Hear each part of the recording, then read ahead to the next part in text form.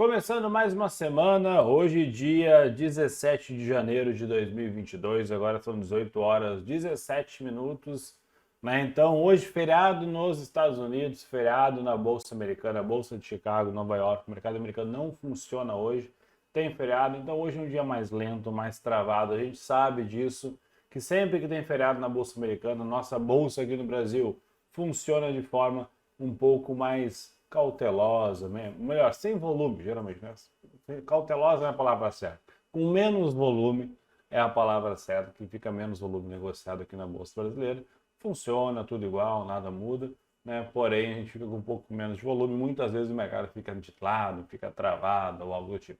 Bom, né? Rio Grande do Sul, chovendo um pouco, né? Mas é uma chuva meio espalhada, uma chuva meio esquisita, né, muito mais tempo feio, na verdade, do que chuva de fato, né? Então, ainda mandei lá no grupo do Telegram hoje, aqui no caso, na região de Porto Alegre, não é uma região de plantio de milho ou soja, é uma região onde eu estou, né?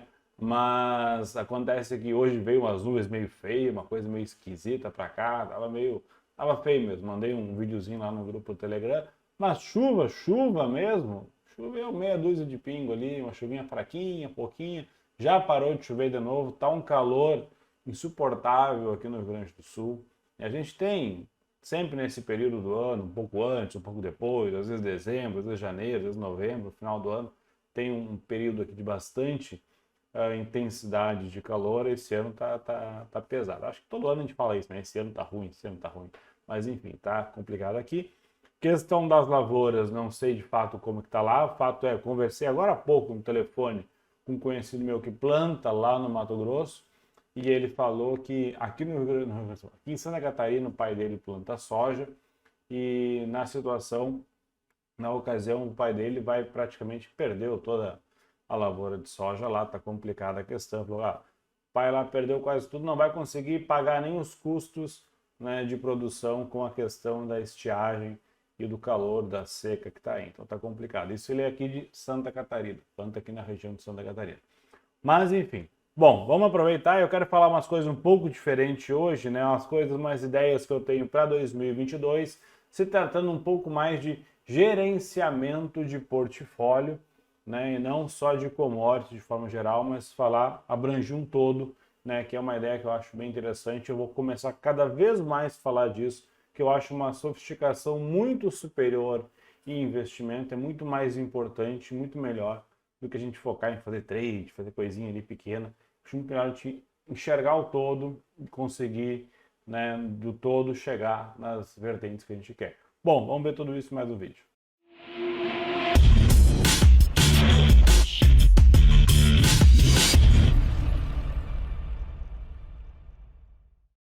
Buenas pessoal, tudo bem? Então, já falei, se você é novo aqui no canal, considere se inscrever aqui embaixo, ativa o sininho, ativa as notificações, me segue lá no Instagram, né, @ccmfut, vira e mexe eu posto coisa lá. Tem um Telegram também que é liberado, gratuito, todo mundo pode falar, entra lá no grupo do Telegram, é só escanear esse QR Code com o telefone ou clicar no link que tem aqui na descrição, né?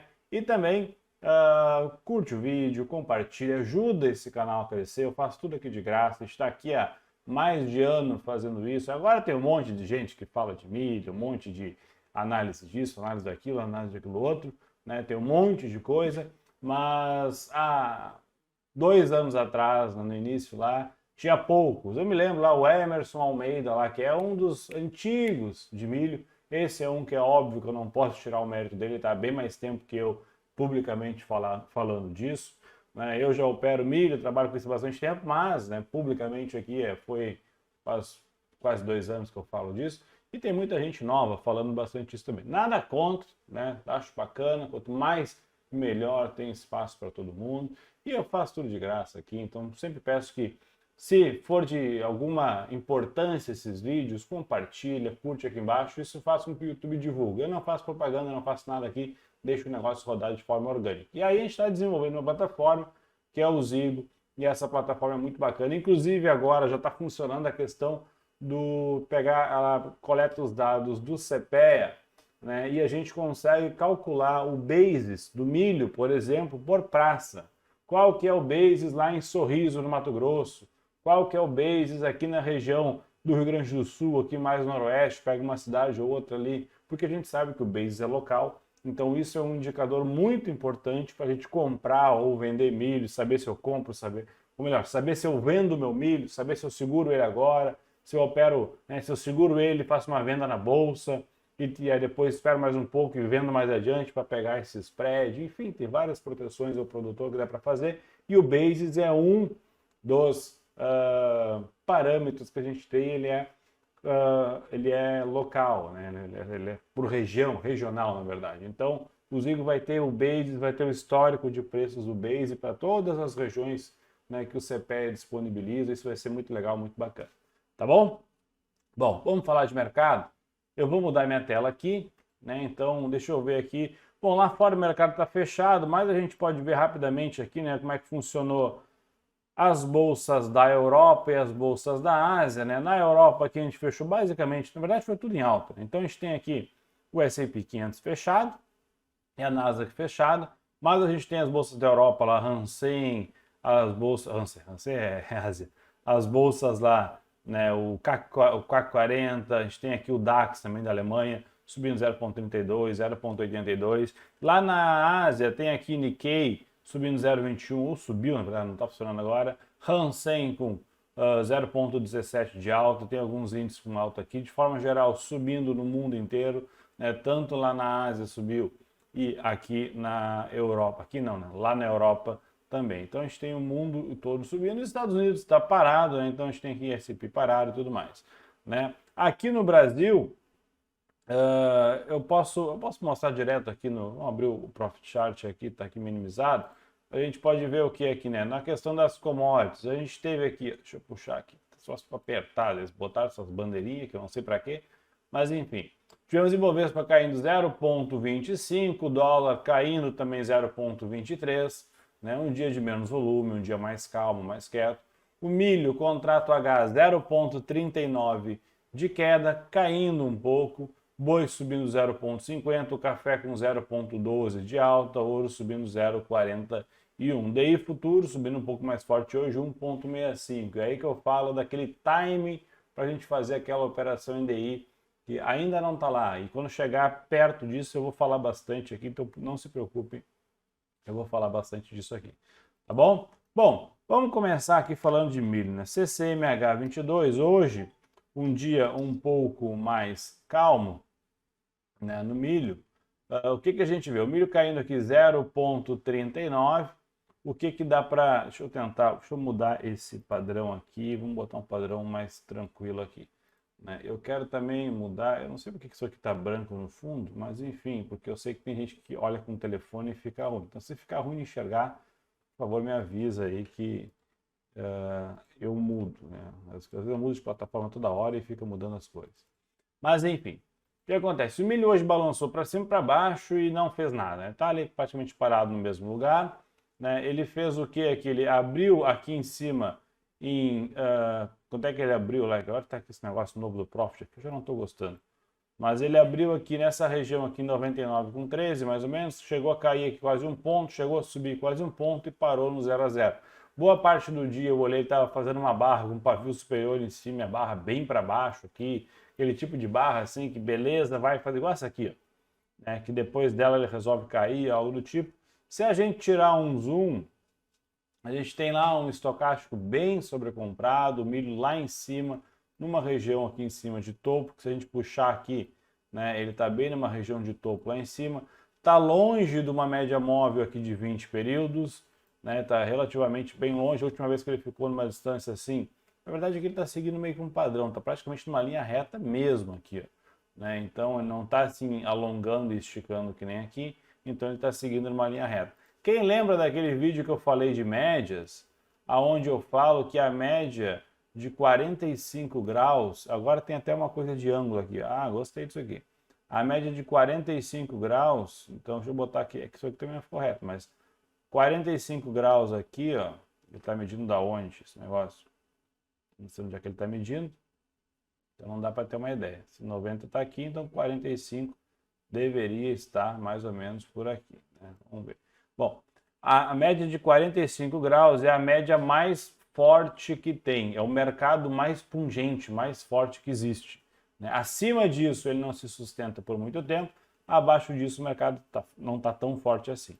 Tá? Então, aqui ele está basicamente em 45 graus, essa região, esse ponto aqui do gráfico. Então, isso aqui está bem interessante, está bem bacana. Eu não sei qual é a referência que ele pega ali para medir aquele ângulo ali, né? Mas se eu botar aqui, ele está dando 2 graus, se ele botar aqui 30, aqui 40. Então está mais ou menos por aí. Tá? Se eu levanto lá, já vai a 70. Isso que eu não entendo. Enfim, vamos lá. Então, olha aqui, essa aqui está mais ou menos por ali, está mais ou menos essa mesma angulação. Então, isso quer dizer o quê? Que o milho, mesmo estando numa região de topo, mesmo estando lá em cima, ele está com uma região, ele está forte, bastante forte. E aí aquela história, bom, o milho está forte, aqui está quente pra caramba, está chovendo pouco, está queimando na lavoura. Acabei de falar lá que, né, um conhecido meu, pai dele que planta soja, no caso, vai perder quase tudo. Então vamos comprar milho a 150.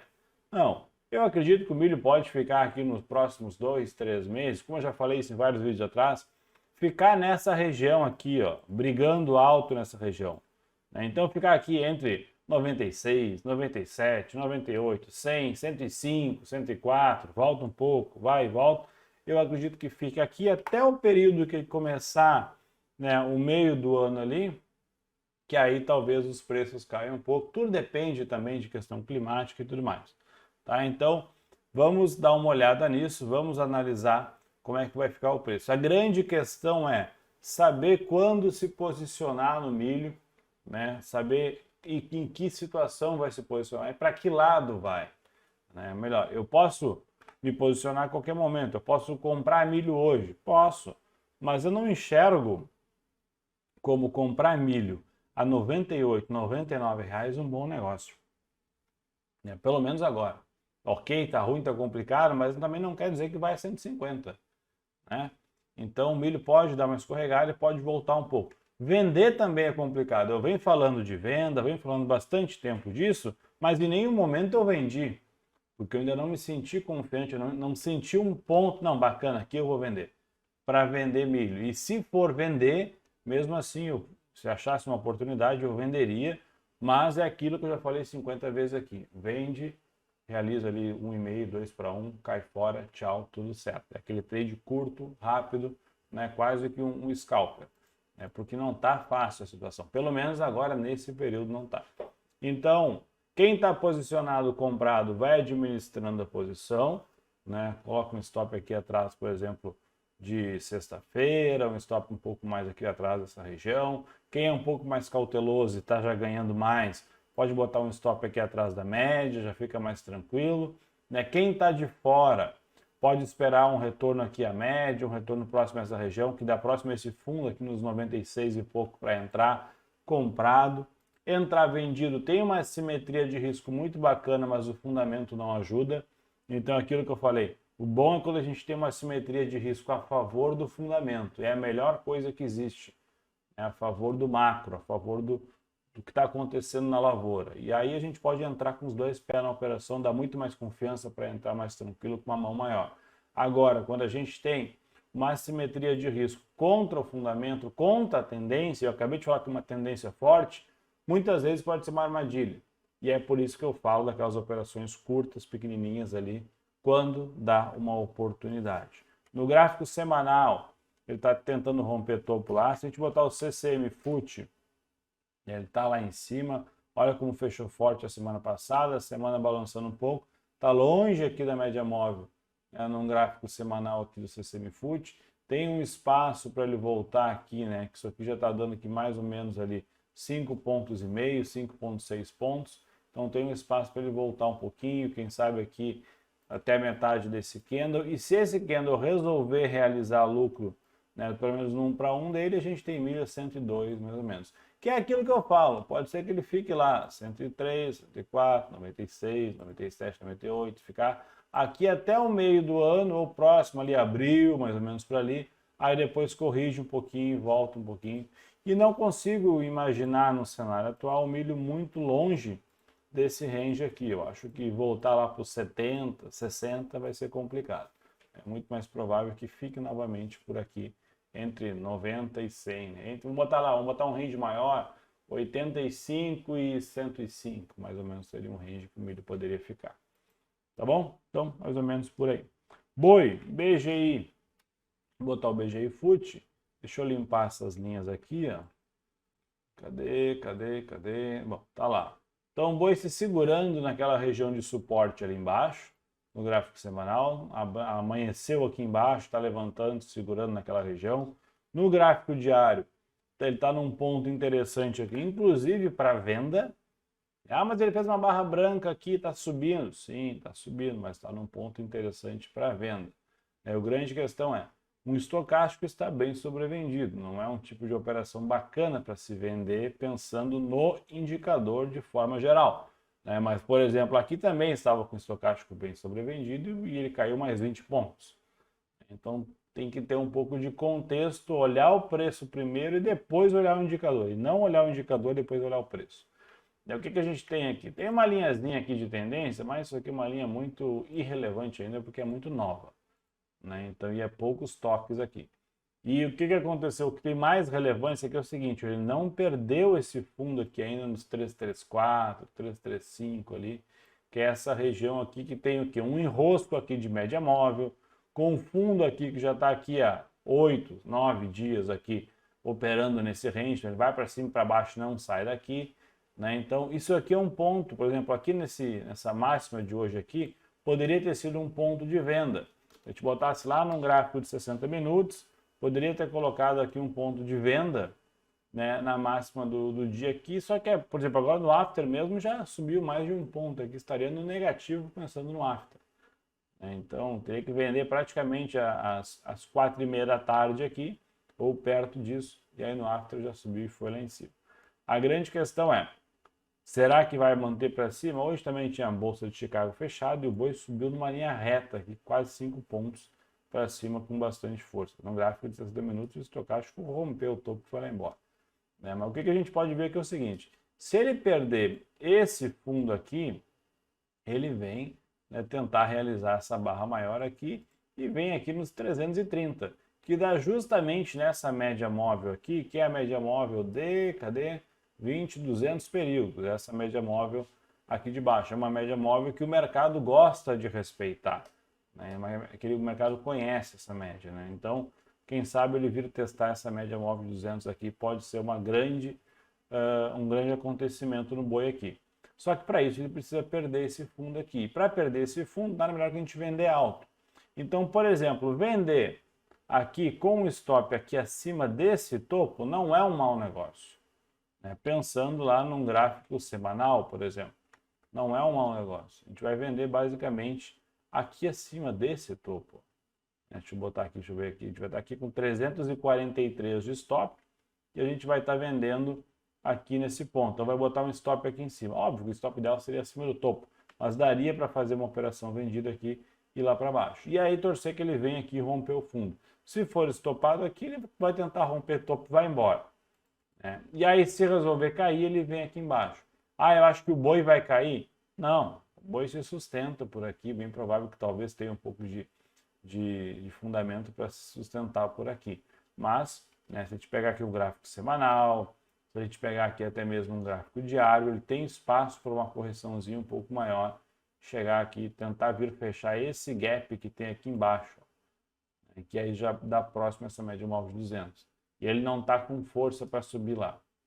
Pode ver que por mais que o mercado esteja travado nessa região, os candles estão bem, os fechamentos, com exceção desse aqui e do dia de hoje, estão bem abaixo, inclusive aqui fez uma sequência de 4 dias com topos e fundos descendentes. Se a gente botar num tempo gráfico menor, vai ser uma pequena tendênciazinha de baixa que ele fez naqueles dias ali. Então o mercado hoje tentou reverter, mas hoje foi um dia, né, sem Estados Unidos funcionando, um dia com menos volume. Vamos ver o que acontece nos próximos dias. Se continuar subindo e for embora, beleza. Se não, daria até para tentar algo por aqui. A questão é, não precisa ter pressa. Quanto menos se mexer e mais inteligente for a mexida, melhor é. Certo? Café. Nem vou botar aqui o BGIF ou o próximo contrato, que é a mesma coisa. ICF, FUT, vamos botar aqui, né, mas o café, hoje, né, com o mercado lá parado, o café está parado. Então não tem muito o que fazer no café aqui. Totalmente parado, no mesmo lugar, é a mesma análise do último vídeo, né? Então não muda em nada. O que que a gente tem? Tendência de alta, tentando romper topo, brigando nessa região aqui, né? A gente tem uma tendência forte, tem previsão de possibilidade de ter laninha esse ano, então isso pode complicar um pouco no café. A grande questão é, a tendência é de alta? Sim. Tendência no gráfico semanal é de alta? Sim. Agora, onde é que eu vou comprar? Topo? Nem pensar. Espera voltar, compra aqui embaixo, compra em 270, 268, perto dessa base e por aí vai. Ah, mas eu quero entrar de uma vez. Bom, paciência, baixa o tempo gráfico então, bota lá uns 240 minutos, algum tipo, tenta pegar um ponto, uma média, um fundo em alguma região interessante para entrar. A grande questão é, tem que tentar comprar barato. É um ativo que balança bastante, é um ativo que tem muita volatilidade, é um ativo que é muito alavancado, caro para caramba, ia falar um palavrão aqui, então tem que tomar cuidado com esse tipo de coisa, né? Então por isso que tendência de alta, mas sem ponto de entrada para compra por enquanto. Soja, né? A mesma coisa, a diferença é que a soja está voltando um pouquinho aqui. Então a soja tem um espaço para corrigir um pouquinho, né? Tem um espaço para voltar, testar esse ponto aqui, testar uma média mais por aqui, tem espaço para fazer esse movimento aqui, né? Então a soja está meio enroscada na parte de fundamento também, eu tenho acompanhado, acabei de falar no início do vídeo também lá nisso, né? A gente vai ter que dar uma acompanhada nisso. Num gráfico semanal a gente tem indicadores de oscilador, no caso como estocástico, que está bem em cima lá, tá falando que beleza, a gente pode voltar um pouquinho, corrigir um pouco aqui para baixo, né? Isso poderia trazer ele até a média ou algo do tipo, daí uma queda de um ponto e pouco. No gráfico diário ele está vindo aqui tentando corrigir próximo a essa região aqui, desse ponto aqui, que seria mais ou menos uma média móvel, né? Então é um ponto interessante para a soja, para a gente pensar talvez uma possibilidade de comprar algo do tipo. Eu prefiro o gráfico semanal e ele está um pouco longe. Eu gosto de comprar quando o gráfico diário está num ponto bacana, mas o semanal também. Eu não gosto de comprar muito alavancado lá em cima, porque fica um pouco chato, um pouco perigoso dele voltar. Porque se eu compro com o diário esticado, mas o semanal curtinho, e o diário resolve corrigir, geralmente os movimentos são menores. Agora, se eu compro aqui, aonde ele está, e esse negócio que resolve corrigir vir aqui embaixo, é uma paulada forte que ele pode dar para baixo. Então, isso complica. E tudo dentro do movimento de alta, ainda só de uma correção. E eu vou estar tomando uma ré grande lá. Então, o ideal seria tentar comprar por aqui ou mais próximo desse ponto, que foi um topo anterior, foi uma média, é próxima à região de fundo aqui atrás. Então, esse tipo de região é interessante para a gente pensar em compra. Ou melhor, pensar que o preço vai ter dificuldade para romper essa região aqui. Ó. E se ele vai ter dificuldade para romper essa região para baixo, é provável que aqui tenha volume de compra. Então, por isso que eu posso esperar para comprar um pouco mais abaixo. A grande questão é sempre essa: tentar comprar barato e não comprar caro. Ou vender caro. Não, é o famoso, né? Compra baixo, vende alto. Ponto. Eu nunca vou comprar alto e nunca vou vender baixo. Certo?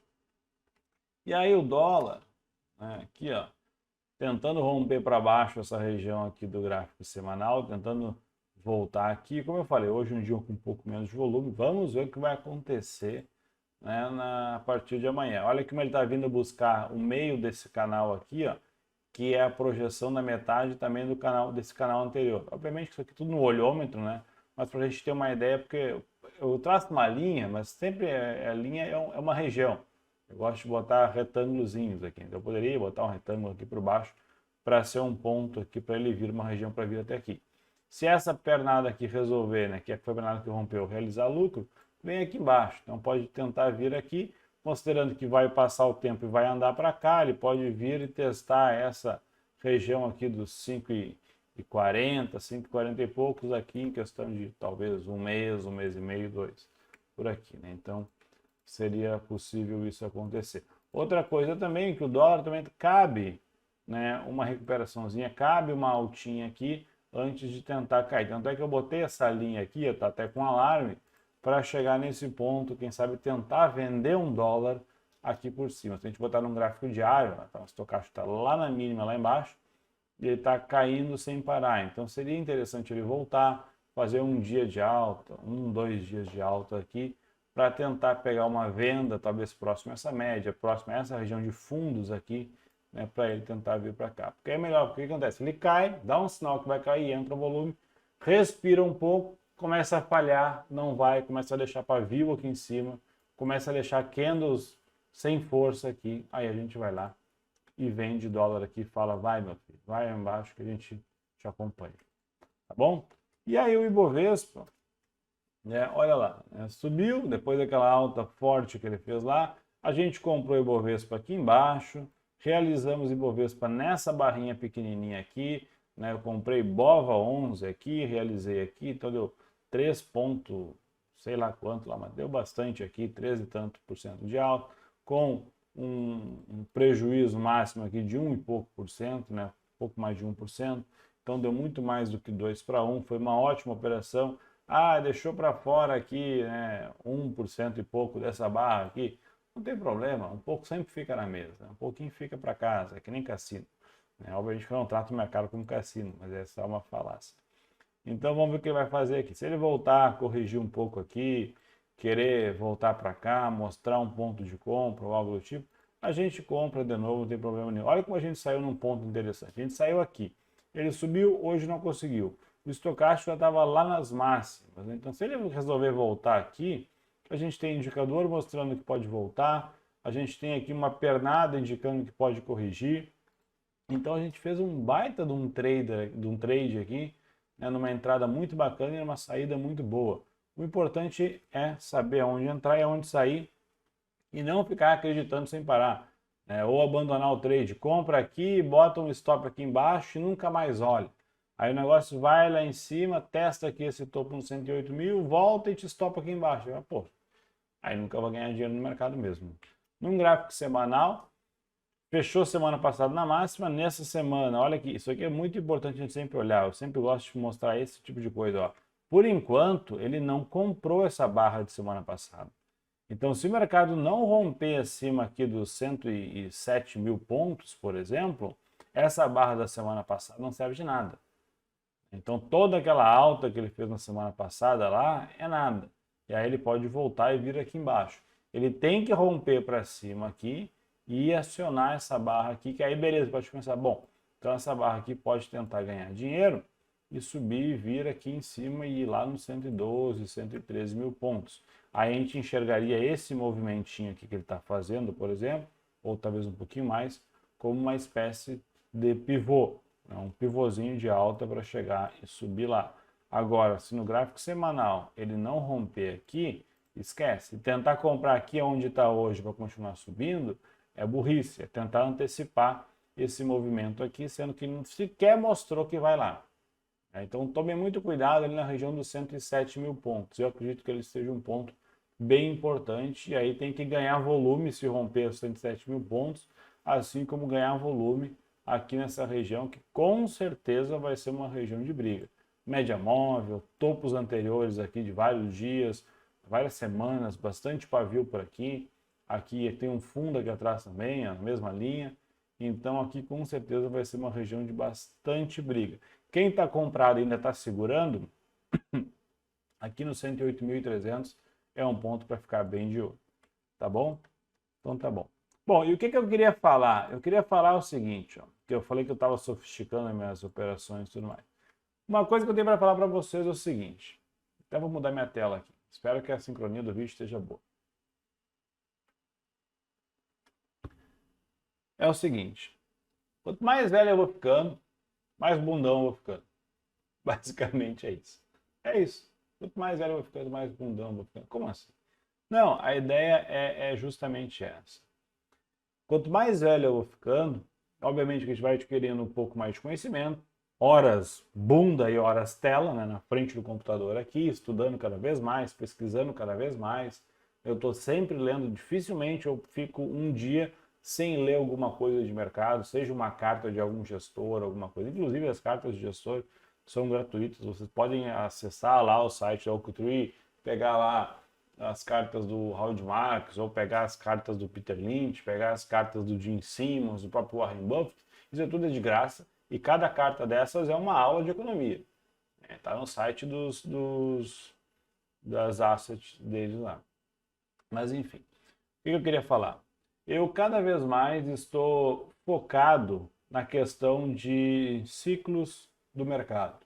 Eu já tem vídeo lá no canal mostrando como funciona o mercado financeiro, que eu falo dos ciclos, falo a correlação entre os ciclos, falo da importância da gente identificar aonde a gente está no ciclo. Obviamente, a gente nunca sabe onde é que a gente está de fato, porque não existe lá um indicador que mostre, estamos na região de expansão, de contração, de euforia, de medo. Isso não existe, é muito mais um sentimento e um feeling com base nos sinais que o mercado dá. Mas o mais importante é que a gente não precisa adivinhar o topo e nem o fundo. É saber aonde a gente está. E sabendo aonde a gente está, a gente consegue saber aonde a gente pode ir.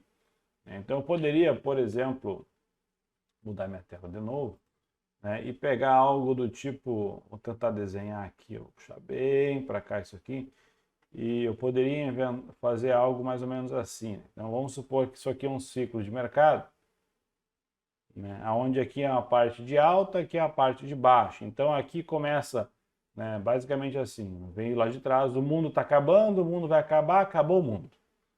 Acabou o mundo, Petrobras a R$ 4 aqui, impeachment da Dilma e toda aquela história lá. Né? Então aqui aquele sentimento de já era tudo. Então aqui é um ponto que beleza, talvez o negócio comece a melhorar para frente. E aqui já é um ponto, né, que bolsa 130 mil reais, 130 mil pontos, Ibovespa vai, agora Ibovespa é 200 mil, é 150, 160 mil pontos, tá logo ali, vamos comprar bolsa, todo mundo querendo comprar bolsa, a euforia, a ganância, todo mundo lá em cima. Então aqui é um ponto de beleza, ele já subiu bastante, pode ser que ele tenha mais a cair. Então aqui expansão, né? Então aqui alívio, otimismo, euforia, e aí começa depois aqui a ficar um pouco mais perigoso, mais complicado, mais a parte de contração, medo, e aqui o mundo vai acabar, blá, blá, blá, mesma história, e aí sobe de novo, e assim vai. Então eu não preciso saber tentar achar esse ponto aqui para vender minhas ações e nem achar esse ponto aqui para comprar minhas ações ou meus títulos de renda fixa ou entrar em commodity. Eu não preciso disso. O que eu preciso saber? Aonde que eu estou? Porque se eu estou aqui, né, nessa região aqui, eu posso saber que daqui para frente as coisas podem cair. Se eu estou aqui, eu posso saber que daqui para frente pode piorar, mas não muito. E daqui para frente, e se eu estou aqui, eu posso saber que daqui para frente pode melhorar. Então, o importante, eu diria que é enxergar isso aqui, ó. Daria para pintar. Obviamente que eu estou com o mouse aqui, então deve estar horrível isso aqui, né? Então, essas regiões aqui, ó, daqui para baixo, né, aqui assim, mais ou menos, são as regiões boas de se posicionar. Então, o mercado está subindo. Aqui eu posso vender, aqui eu posso vender, posso vender, posso vender, posso vender, posso vender, posso vender. Estou vendendo num topo, não precisa ser lá em cima. Ibovespa foi a 130 mil. Aqui eu estou em 125, 126, 120, 128, 129, 130, aqui voltando 128, 129. Estou vendendo aqui em cima, né, minhas ações. E aí, quando começa a cair, vem aqui embaixo, bate lá nos 80 mil pontos, eu compro nos 80, compro nos 85, nos 90, 90 e poucos, e assim vai até chegar lá. Então é assim que a gente faz. Né? Isso aqui é o ciclo de mercado. Por que eu estou falando essa baboseira aqui? Porque entender isso aqui e a gente estudar, focar em tentar achar onde é que a gente está no ponto do ciclo, é muito mais importante do que tentar achar a próxima Magalu, a próxima ação que vai subir não sei quanto. O ciclo é a melhor coisa que existe. E tem ciclos que podem demorar 2 anos, 5 anos, 10 anos. O ciclo da economia é uma coisa, o ciclo de uma commodity é outra. Um ciclo de uma commodity no milho, de uma soja, é bem diferente do ciclo sei lá, de juros. Os juros é muito mais longo, muito mais demorado. Então, o que eu falo? Vamos fazer operação em DI, né? Vamos travar taxa pré-fixada em vez de comprar tesouro pós-fixado, tesouro Selic e tudo mais. E aí tem gente falando quantos e-mails, quantas mensagens, né, propaganda no YouTube, coisa eu já vi de corretora, de YouTube, de tudo falando para comprar taxa DI, né, a 12%, 11% e tudo mais. Mas o que eu, Guilherme, a minha opinião, me enxergo? Onde é que a gente está no título TI? Está mais ou menos por aqui, ó. que eu quero dizer? Que ainda tem um topinho aqui para o DI fazer.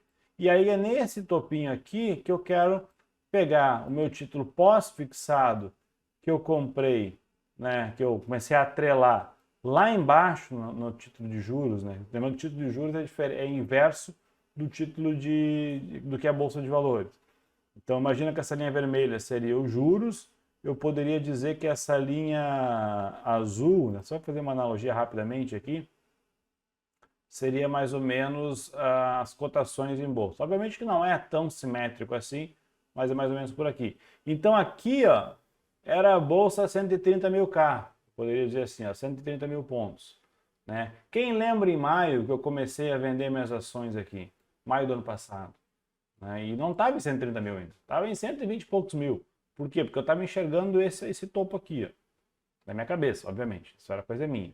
Eu estava vendendo por aqui, vendendo minhas ações. Quando eu vendia minhas ações aqui, o que eu fazia com o dinheiro que acreditava na minha conta? Eu colocava onde? Título pós-fixado. E eu falava, estou botando lá em pós-fixado.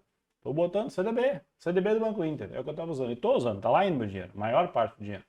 E estou colocando. O que aconteceu? Bolsa caiu pra caramba, né? Bateu lá nos 100 mil pontos e os títulos de juros estão subindo. Ainda não estão no ponto que eu julgo ser esse cume aqui. Quando chegar aqui, provavelmente a bolsa vai estar aqui embaixo. O que eu vou fazer aqui? Eu vou pegar esse pós-fixado, vou tentar escrever pós aqui. Eu sou canhoto, então escrever com a mão direita do mouse é uma coisa complicada. E vou jogar para onde? Vou jogar para um pré-fixado. P-R-E. Tá? Isso aqui parece letra de criança de pré-escola. Vou botar num pré-fixado. Por quê?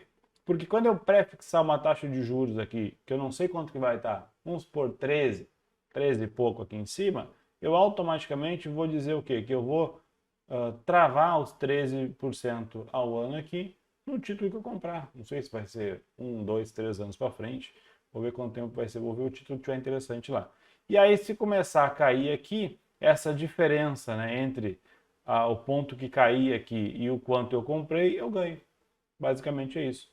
E aí eu pego uma parte do meu capital, em vez de botar lá, eu saco lá do meu pós e começo a aportar em ações interessantes. Então, a importância de entender os ciclos econômicos. Quando a gente entende isso, obviamente parece muito simples, mas não é.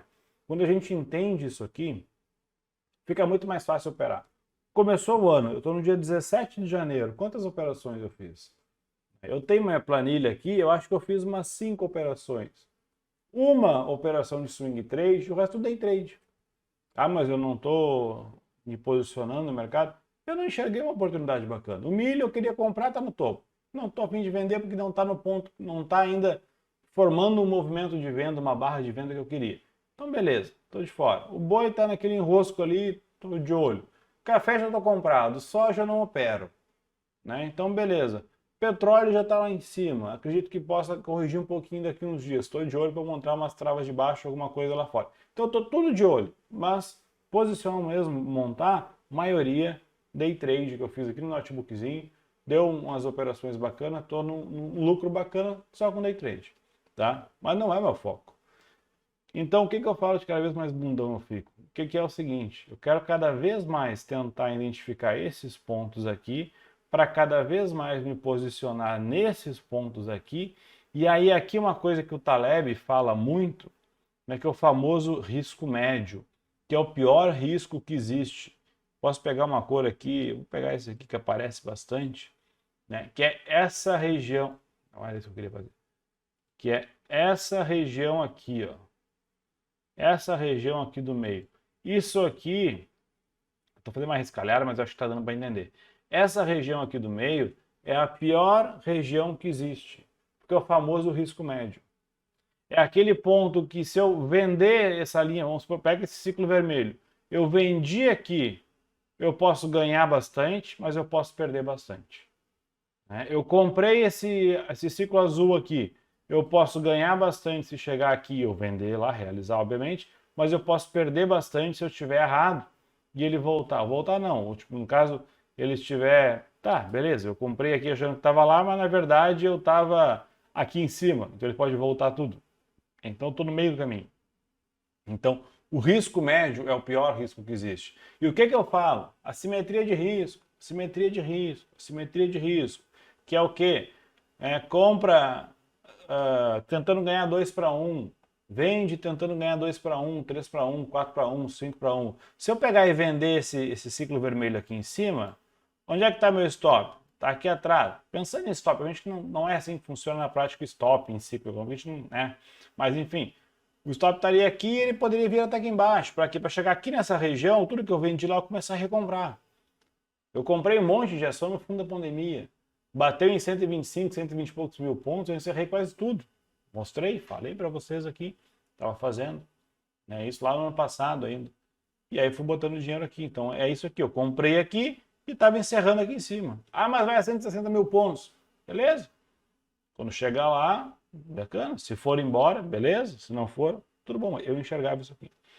Então, por que eu falei toda essa coisa aqui? Porque essa região aqui é a pior região que existe. Ah, eu vou ganhar 1 para 1, né? Ou parecido com isso. O risco médio é o pior risco que existe. Ou toma um risco muito pequeno, e o risco pequeno provavelmente vai ter ganhos pequenos, porque tu vai se preocupar muito mais em controlar a tua exposição, em não perder do que ganhar alguma coisa. Ou tu toma um risco maior, que tu pode tentar ganhar mais, né, que consequentemente o retorno vai ser melhor, porque se for, obviamente, porque tem que ser mais atrativo para compensar o risco. E aí tudo isso eu quero resumir na fórmula que o Howard Marks fala, que é essa aqui, ó. Que essa é uma reflexão que eu quero deixar para você. Eu não sei se eu consigo aumentar a letra disso aqui. Eu queria aumentar, mas eu acho que não dá para aumentar esse negócio aqui. Que é essa fórmula aqui, vai ficar muito pequeno isso aqui. Eu vou escrever na mão mesmo. Que é isso aqui, ó. P é igual a alfa mais um beta vezes um índice. Imagina isso aqui é um I, tá? Eu te conto isso aqui é um I. Eu lembrei que eu tô mais uma componente aleatória. Tá? Esse I aqui ficou parecendo um A, mas isso aqui é um I. Deixa eu ver se eu consigo arrumar. I. Bolinha. I. Tá, pode que eu I. Mais. Não sei. O que isso significa? Ah, é uma expressão lá de primeiro grau do colégio lá. Uma Bhaskara. É parecido. O que é isso aqui? Vamos lá. P, performance. Eu não vou escrever aqui, senão eu não vou conseguir escrever. Mas o P é o quê? Performance. Quanto que foi a performance da tua carteira em 2021? Ah, ganhei 12% em 2021. Beleza. Então, 12% foi a tua performance. Tá bom. Vamos lá. O que é o beta? O beta de uma carteira, e eu tenho vídeo no canal explicando o que é o beta e ensinando como calcular o beta de cada ativo e o beta de cada carteira. É importante vocês saberem isso, né? Beta do portfólio. O beta é a sensibilidade, né, da tua carteira em relação a um benchmark, a um índice. Então, por exemplo, eu tenho lá minha carteira que tem 32 ações. Ações e títulos, enfim, tem 32 ativos na minha carteira. E o beta é a sensibilidade da minha carteira em relação ao Ibovespa. Então, se o Ibovespa sobe 2% e o meu beta é 1, se o Ibovespa sobe 2%, a minha carteira sobe 2%. Se o Ibovespa cai 2%, a minha carteira cai 2%. É um beta 1, é 1 para 1 a relação. Então é a mesma coisa. Se o meu beta é 0,5, se o Bovespa sobe 2%, minha carteira sobe 1%. Se o Bovespa cai 2%, a minha carteira cai 1%. Ou seja, a minha variação da minha carteira é metade da variação do Bovespa. Isso é um beta meio, um beta 0,5. Então o beta pode ser 1, 2, 3, 0,5, 1,32, 1,12, não importa, depende da carteira de vocês. Então o beta é a relação em comparação com a carteira. Então, por isso tem aqui, a performance, alfa, mais um beta vezes o I, que seria o benchmark. Então, se aqui o meu beta é 1,2 e o Ibovespa subiu 5% no ano, Então vai ser 1,2 vezes 5%. Tá? Dentro dessa forma aqui. O C é a componente aleatória, porque o mercado possui sim aleatoriedade. Sorte, aleatoriedade, qualquer outra coisa relacionada a isso. Que no longo prazo, a sorte ou a aleatoriedade tende a zero. Porque hoje eu tive sorte de eu tinha colocado um stop, né, uma saída num gain, numa operação lá de Petrobras a R$ 25, aí saiu uma notícia muito boa de Petrobras, ela abriu com um gap de alta de 6%, pulou minha ordem de saída e eu estou ganhando, né, 5% a mais do que eu imaginava. E aí eu não saí ali, segurei, Petrobras subiu, ganhei 15% a mais do que minha operação inicial. Foi sorte. Né? A mesma coisa aqui, né, pode ser compensada mais adiante de eu botar um stop aqui, lá no boi, né, o mercado bater com bastante força, não ter liquidez naquele ponto e passar reto pela minha ordem de saída e eu for estopado lá embaixo no spread. Né, e aí era para ter perdido R$ 2.000, eu perdi 4. Acontece também, azar. Então, por isso que no longo prazo a componente aleatória tende a ser zero. Se eu tenho uma componente aleatória que tende a ser zero no longo prazo, e eu tenho um beta na minha carteira e o índice, né, que é aquela que eu estou testando ela, que eu estou comparando, e eu pego lá minha performance no final do ano, que eu falei que foi 12%, né, se o beta da minha carteira, se eu pegar aqui P igual a alfa mais BI aqui der 12%, né, e o Ibovespa subiu 12%, quanto que vale a alfa? Zero. Né? E o que é o alfa? Que é o X de toda a questão aqui. O que é o alfa? O alfa é justamente o componente eu. Porque se eu tirar o alfa da questão, eu tenho um P igual a um beta vezes I. Se o meu beta é 1, a minha performance vai ser o Ibovespa. Então, ao invés de eu montar uma carteira de ações, é só eu chegar lá e comprar tudo de Ibovespa 11. E pronto, acabou. Eu não preciso me preocupar com mais nada. Compra tudo de Ibovespa 11. Vou perder uma tiquinha porque eu vou ter lá que pagar a taxa de ETF, mas compra tudo de Ibovespa 11. Vou estar o mais próximo possível do Ibovespa. Agora, se o meu beta é mais agressivo, vai ser a mesma coisa, só vai ser por um multiplicador. Se o Ibovespa subir 10% no ano, eu vou subir 20, mas se ele cair 10, eu caio 20. Então está no 0 a 0 com o Ibovespa. Agora, se o Ibovespa sobe 10 e eu subo 10, 8 ou 9, mas quando o Ibovespa cai 10, eu caio 4, opa, teve uma componente eu aqui muito importante, porque eu limitei minha perda, né? E quando eu ganhei, eu parelho elas por elas. Então teve um componente importante. Então quanto que o eu, no caso o alfa, representou da performance da minha carteira? Eu ganhei 12% ao ano, sendo que só o alfa, né, 12% no ano passado, mas o meu alfa deu 2%. Meu alfa deu 4%. Meu alfa deu 5%, deu 8%, deu 12%, deu os próprios 12%. Ou o alfa deu 15%, só que uma vez ficou show negativo.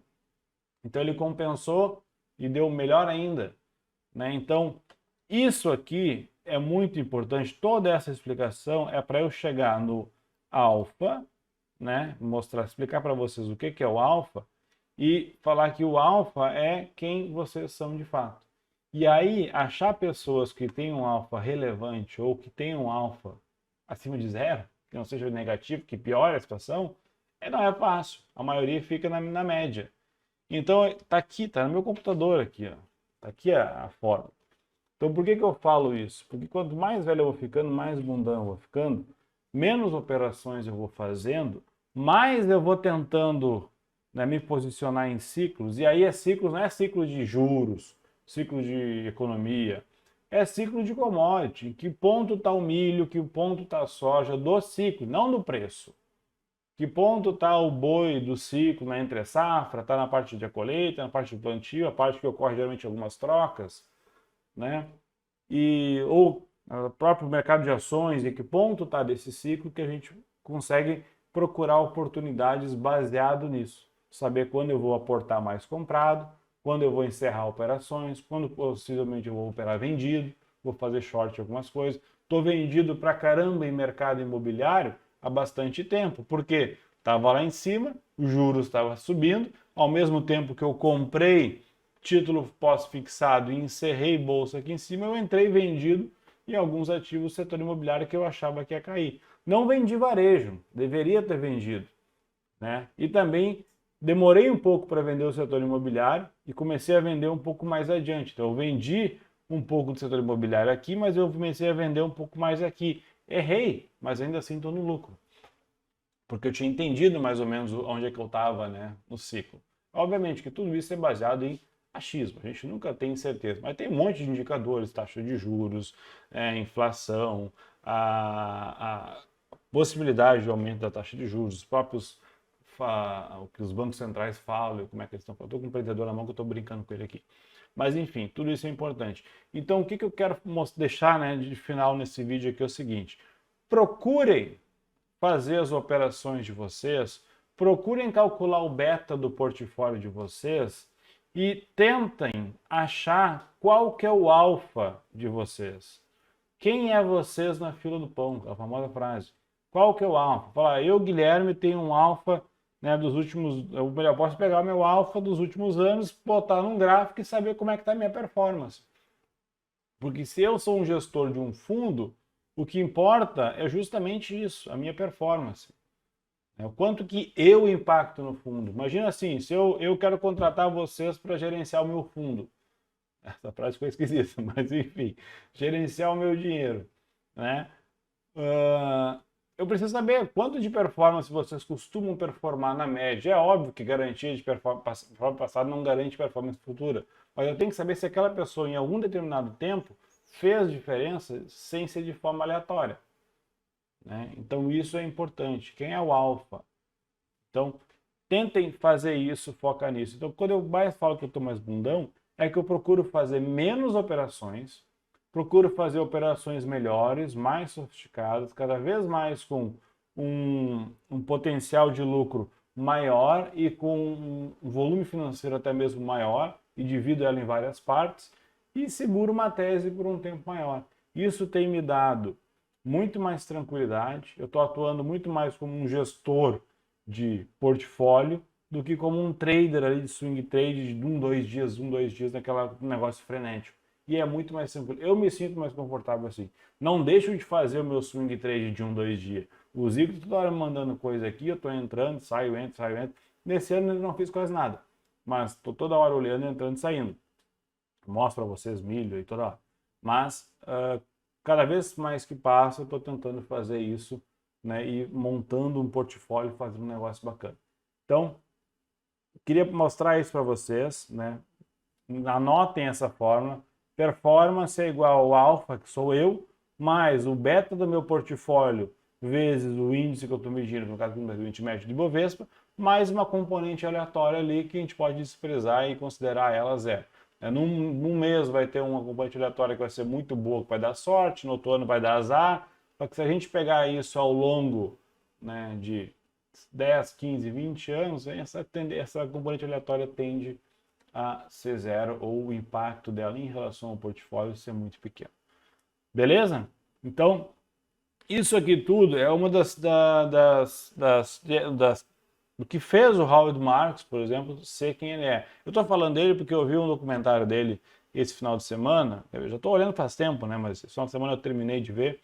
E eu já operava ciclo de mercado, já gostava, mas o que ele falou, muita coisa lá meio que despertou um pouco mais disso em mim ainda, então eu estou aproveitando que estou com um negócio quente na cabeça e estou falando, né? E aí isso é uma coisa que eu gosto de fazer e eu acho muito mais importante do que tentar ficar procurando a próxima Magalu. Aqui eu preciso saber o quê? Que está tudo ou quase tudo lá em cima. Se eu faz um exemplo, pega 2016 para cá e pega quais ações que subiram. É mais difícil achar quais que não subiram. Porque 2016 para cá, ou melhor, 2016 até 2020, antes da pandemia, tudo subiu. A gente fechava o olho, comprava qualquer ação e subia. Era um bull market gigantesco. Todo mundo ganhava um monte de dinheiro naquela época.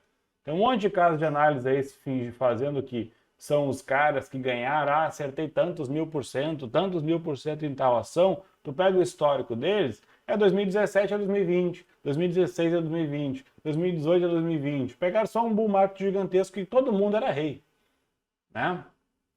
E a mesma coisa, pega as ações lá de maio, junho de 2021, que foi onde eu vendi, até agora, quais que subiram? São poucas, a maioria caiu. Então, muita coisa que se vendeu, caiu. Por isso que eu digo, é importante saber em que parte está, porque a partir do momento que a gente sabe em que parte do ciclo a gente está, fica muito mais fácil da gente operar. A chance de a gente errar é muito menor.